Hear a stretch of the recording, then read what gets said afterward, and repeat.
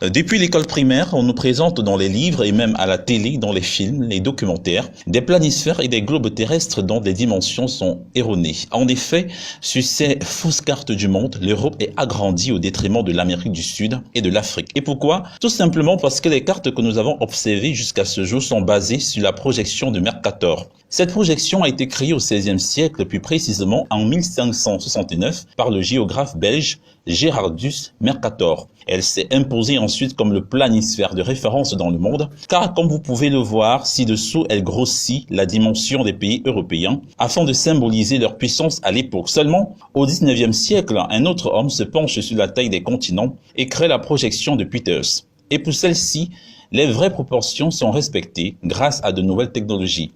Ce n'est qu'après cela qu'un journaliste de la BBC, Mark Doyle, s'est basé sur la projection de Peters pour réaliser une carte de l'Afrique fidèle à sa véritable superficie.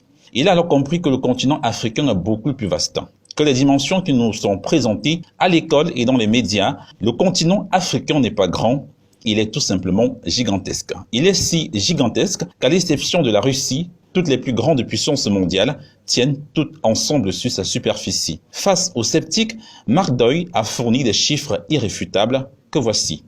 L'Afrique fait 30 millions de kilomètres carrés, tandis que la Chine et les États-Unis s'étalent sur 10 millions de kilomètres carrés chacune. Elles entrent donc entièrement dans l'Afrique. Il reste encore 10 millions de kilomètres carrés pour placer l'Inde qui fait 3 millions de kilomètres carrés et les minuscules pays d'Europe comme la France, la Belgique, l'Italie, la Grande-Bretagne, l'Allemagne, l'Espagne et même le Japon. La superposition opérée par Mark Doyle de la projection de Peters sur celle de Mercator permet de constater l'importante réduction de l'Afrique et de l'Amérique du Sud sur la carte que nous connaissons. Nous sommes la génération qui doit rétablir la vérité grâce aux réseaux sociaux, alors n'hésitons pas à partager et approfondir cette information. Cette autre information sur la taille réelle des continents, et notamment celle de l'Afrique et de sa taille gigantesque, est une autre preuve de la colonisation mentale des Européens qui, dans le souci de domination, veulent faire croire au monde entier et surtout aux Africains qui sont le centre du monde, qui sont les plus forts du monde.